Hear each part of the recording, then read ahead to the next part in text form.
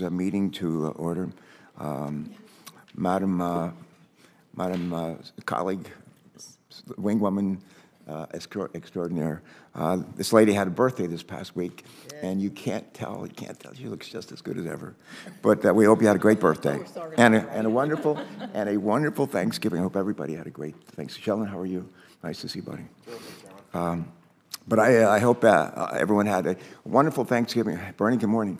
Wonderful Thanksgiving. This morning we're voting on several nominees for leadership positions at the Tennessee Valley Authority, the Environmental Protection Agency, the Federal Highway Administration, and the Southwest Border Regional Commission, as well as 18 General Service Administration resolutions. Before we vote, let me say a couple of words about some of the nominees that we're considering today. First, we will vote on Beth Pritchard Geer, one of President Biden's nominees to serve on Tennessee Valley Authority Board of Directors. As a native Tennessean, Ms. Geer has seen firsthand how economic development driven by TVA has lifted rural communities in her home state. Her years of public service, along with her experience working closely with developers of renewable energy, will be great assets to TVA's Board of Directors. Next, we're going to vote on Joe Goffman, the President's nominee to be the Assistant Administrator for the Office of Air and Radiation at EPA. And throughout his time working on this committee and in EPA, Mr. Goffman has demonstrated a clear commitment to following the law in a way that provides cleaner air and safer climate for all, while also providing predictability and certainty for industry. Should it be confirmed, I have no doubt Mr. Goffman will work closely with members of this committee as EPA implements its historic climate investments in the Inflation Reduction Act.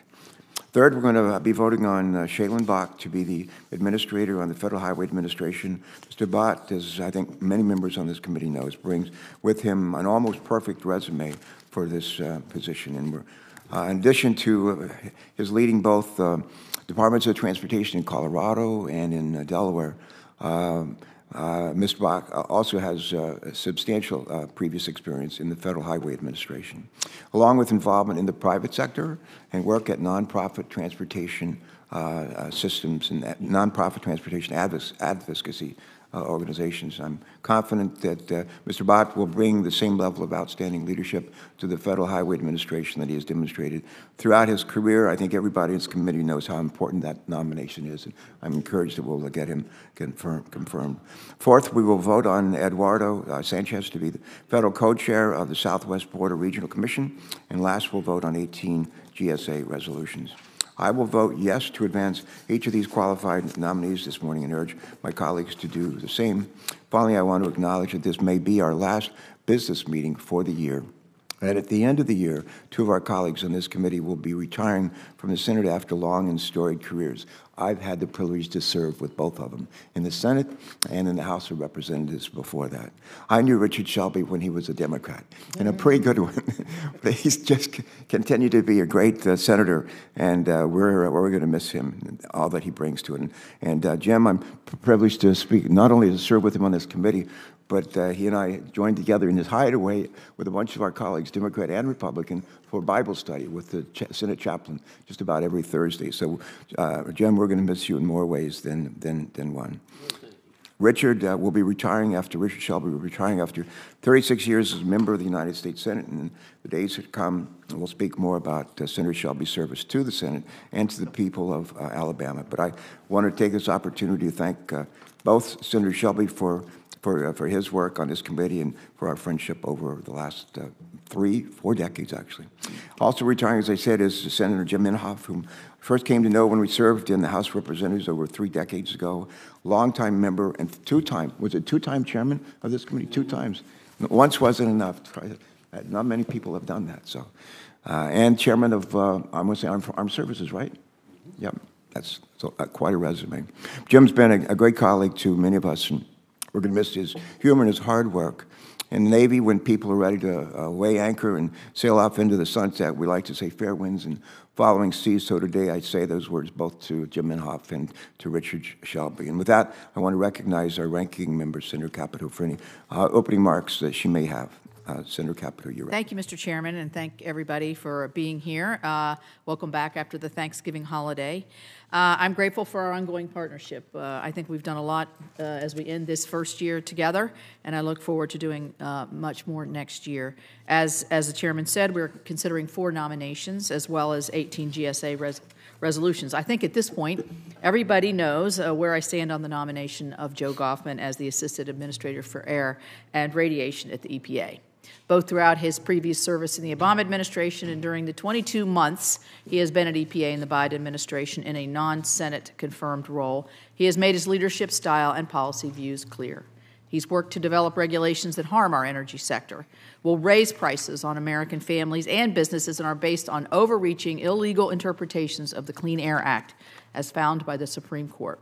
As I said in our July committee business meeting, Joe Goffman continues to implement policies designed to force closures of baseload power plants through a suite of policies.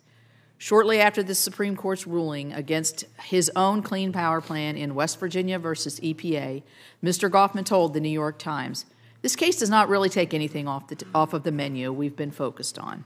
The fact that one of the most significant Supreme Court rulings in environmental law and rebukes of EPA authority did not change his regulatory plans affirmed why I strongly oppose his nomination.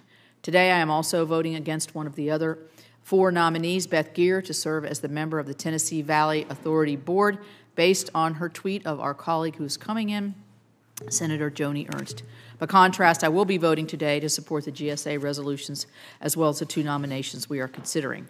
I'm supporting the nomination of Shailene Bhatt to serve as the administrator of the FHA. The committee worked hard to develop bipartisan surface transportation legislation that serves at the foundation of the IIJA that was signed into law last year.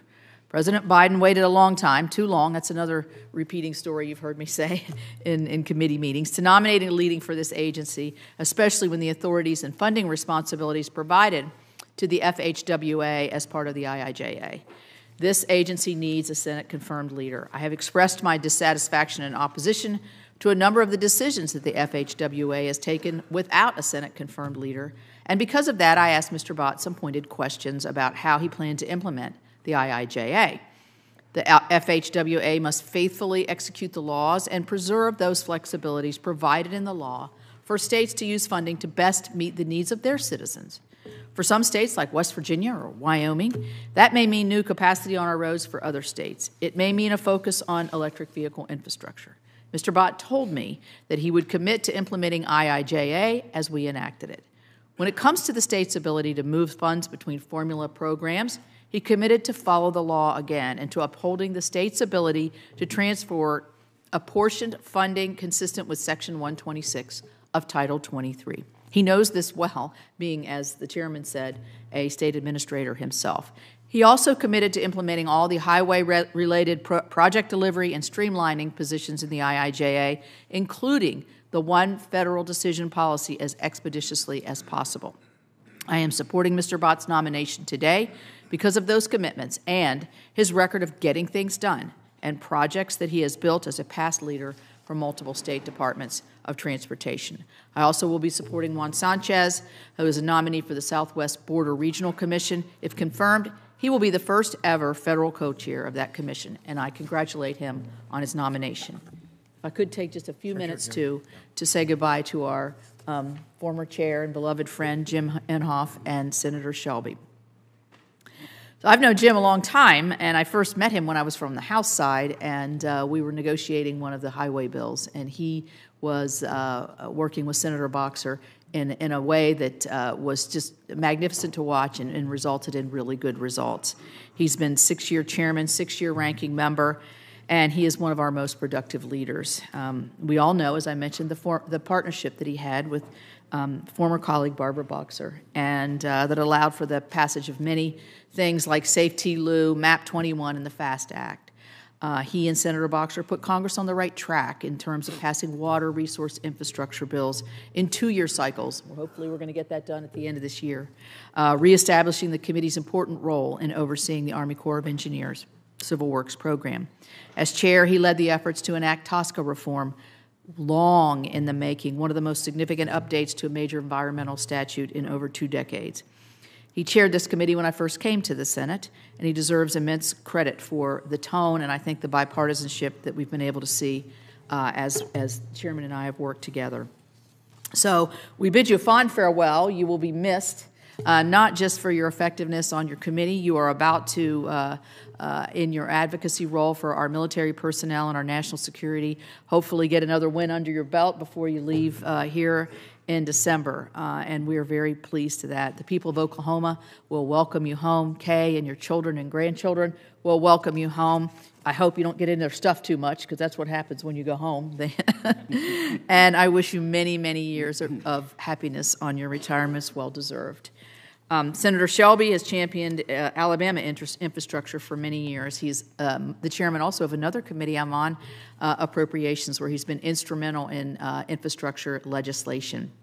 Work on the Appalachian Development Highway System, important to Alabama, but also important to West Virginia. He has had quite a run as leading 3 committees, Banking Committee, Rules Committee, and the Appropriations Committee. He has vast experience and tremendous asset, and his success, again, is something that we should all take lessons from. We will miss Senator Shelby, and I wish him and his wife, Annette, a great retirement as well. And thank you for letting me go a little over there, that's Mr. great. Chair. Thanks for all those words on behalf of all of us. We're going to recognize Senator Sanders for a couple of minutes, and then following that, Senator Ernst will be recognized. And I think we probably have a quorum right now. We're very close to it. We're very close to it. And when we do, we'll go ahead and roll through our agenda for today. Let me yield to Senator Sanders first. Thank you very much, Mr. Chairman, for holding this important markup and for your leadership on this committee. Today, we will be considering the nominations of well-qualified individuals to serve in the EPA, the Tennessee Valley Authority, Federal Highway Administration, and the Southwest Border Regional Commission, and we will also be considering the adoption of GSA leases, including $18 million for much-needed repairs at a federal building in St. Albans, Vermont. Let me very briefly discuss my concerns about one of the nominees up for consideration, Joe Goffman, who has been nominated to lead the EPA's Office of Air and Radiation. I have nothing against Mr. Goffman, and I hope and expect that he will do a very good job in the position that he has been nominated for. What I am concerned about is the implementation of a provision that I worked on with Chairman Copper that was included in the Inflation Reduction Act to provide the EPA with $7 billion in federal funding for zero-emissions technology. The legislative intent of this program is to make it more affordable for low-income and working-class homeowners to install solar on their rooftops and save money on their electricity bills. And by the way, when we do that, we create hundreds of thousands of good-paying jobs. If this program is implemented properly, it will provide solar to more than 2 million families in the United States over the next 2 years and catalyze up to 10 million residential solar installations over the next 10 years. Unfortunately, since President Biden signed the Inflation Reduction Act in August, I have been unable to get a firm commitment in writing from the EPA to implement this program consistent with the clear legislative intent. The $7 billion program was not put into the Inflation Reduction Act for nuclear, electric vehicle charging stations, or any other type of energy. It was included in this bill primarily to expand residential solar and reduce the energy bills of millions of low-income and middle-class families. So let me be clear. I will be voting for Mr. Goffman in this committee, but I will not support his nomination on the Senate floor until I receive a commitment from the EPA in writing that it will implement this program primarily to expand residential solar throughout this country. And I want to thank Chairman Copper for his leadership on this issue and look forward to our continued work together to expand residential solar, lower the cost of electricity for consumers, and combat the existential threat of climate change. Thank you very much. Thank you, Senator. Senator Sanders, I'm pleased to be able to work with you and your team in order to reach such a commitment in support of solar projects for low-income and disadvantaged communities. Full disclosure, I got out of the Navy in '73, moved to Delaware, got an MBA, and the last course I took in my 2-year program at the University of Delaware was a course where we had to develop a manufacturing process on paper of a particular product, and I chose solar energy, solar panels, all those years ago. So this is not, I'm not a newbie on this. This is one that's important to me, and we'll continue to work with you and others. Let me yield now, if I could, to Senator Ernst. Joni. Yes, thank you, Mr. Chairman. Thanks to you and the ranking member for the discussion today. And I am speaking in opposition to Ms. Beth Geer to be a member of the Board of Directors of the Tennessee Valley Authority. In her written testimony before this committee, Ms. Geer had stated she believes she should be confirmed to serve the Tennessee Valley Authority because of her ability to, quote, build relationships and work together, end quote. That doesn't match with her recent past when she called either my GOP response to the State of the Union address or just me hideous. Ms. Geer and I had a brief discussion about this when she appeared before our committee earlier this year. And while her comment was only one single word, it said much more about her character. I do not believe Ms. Geer is fit to serve as a Senate-appointed position in which the nominee herself pointed to the value of unity and civility. Additionally, Ms. Geer has made concerning anti-fossil fuel statements in a time when the Biden administration's anti-energy policy has increased costs for all Americans. The nominee has not shown efforts to work in good faith to support an all-of-the-above energy approach like we do in Iowa, and which is critical to supporting those dependent on the Tennessee Valley Authority. And for these reasons, Mr. Chair, I am opposing Ms. Geer's nomination. Thank you for your time. Thank you, Senator Ernst. We have Senator Lucas, so let's proceed to the votes and then recognize Senator Stabenow afterwards. Okay, we're going to go ahead and vote. I think Senator Stabenow has some comments that she'd like to make at the end of the vote, and there may be one or two others as well. And Senator Inhofe, if you'd like to speak and talk a little bit and just defend yourself in the face of all this criticism, bipartisan criticism, you'll be given that opportunity. All right, let's see. First, I'm going to call up presidential nomination 1593, Beth Pritchard Geer of Tennessee, to be a member of the Board of Directors of the Tennessee Valley Authority. I move to approve and report the nomination favorably to the Senate. Is there a second? Second. It's been moved and seconded. The clerk will call the roll. Mr. Bozeman? No. Ms. Gavin? No. Mr. Carden? Aye. Mr. Kramer? No by proxy. Ms. Duckworth? Aye. Ms. Ernst? Mr. Graham? No by proxy. Mr. Inhofe? No. Mr. Kelly? Aye. Ms. Lummis? No by proxy. Mr. Markey? Aye. Mr. Murphy? Aye. Mr. Padilla? Aye. Mr. Sanders? Aye. Mr. Shelby? No by proxy. Ms. Stabenow? Aye. Mr. Sullivan? No by proxy. Mr. Whitehouse? Aye. Mr. Wicker? Yes by proxy. Mr. Chairman? Aye.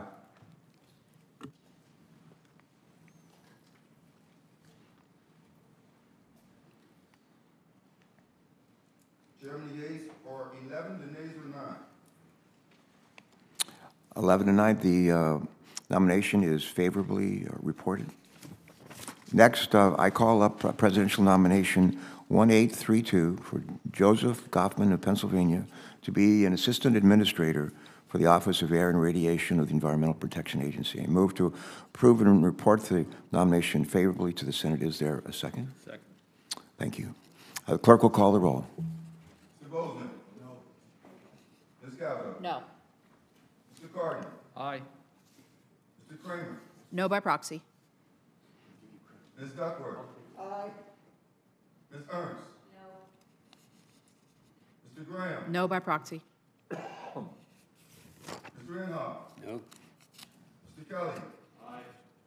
Ms. Lummis? No by proxy. Mr. Markey? Aye. I'm sorry, no, sorry. I'm sorry. Let me come back. Aye. Nothing. The ayes have it. Mr. Murphy? Aye. Mr. Padilla? Aye. Mr. Sanders? Aye. Mr. Shelby? No by proxy. Ms. Stabenow? Mr. Sullivan. No by proxy.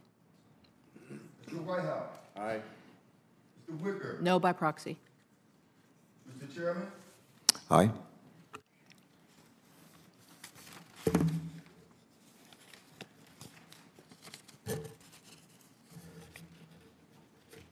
Chairman, the yeas are 10 and nays are 10. So the yeas are 10 and the nays are 10. And in that case, the nomination is not reported at this time. Now I call up presidential nomination 2401, Shaylin P. Bach of Michigan to be administrator of the Federal Highway Administration. Presidential nomination 2450, Juan Eduardo Sanchez of Texas to be federal co-chairman of the Southwest Border Regional Commission, and 18 resolutions relating to the General Services Administration. As members of the General Services Administration, period. As members of this committee know, we routinely approve GSA prospectuses by committee resolution. The resolutions we consider today are for GSA leases throughout our country. Members have had the opportunity to review these documents, and I believe them to be non-controversial. Therefore, we'll consider the nomination of Mr. Bott, Mr. Sanchez, and 18 GSA resolutions in block and by voice of vote. And I would just say before we vote to Senator Inhofe, we were talking before we started the hearing the markup today. There are a number of people that he and I serve with that are being honored in these resolutions by being named after buildings and any number of other things. So this has kind of a special meaning for us, I think. Okay. I move to report these items favorably. Is there a second? Second. It's been moved and second. All in favor say aye. Aye. All opposed say nay. The ayes have it. The ayes have it. Opinion of the chair, the ayes have it. The nomination resolutions are approved. I note for the record that a quorum of the committee is present, and that concludes the committee's votes as part of the business meeting today, and I thank all members for their participation. I'll now recognize members who'd like to speak on any of the filed amendments or the items we have voted on today. I appreciate everybody being here. Really want to thank our staff. This goes easily, this goes smoothly, but only because of the great work that our staff is doing. We thank you for that. Mr. Chairman? Yes, yes. Senator Stabenow. Well, thank you, Mr. Chairman. I know Senator Inhofe is just leaving now. I did want to just wish him well. Would you hold just for a second?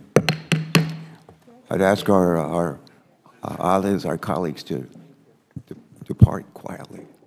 Hold on. Okay, go ahead.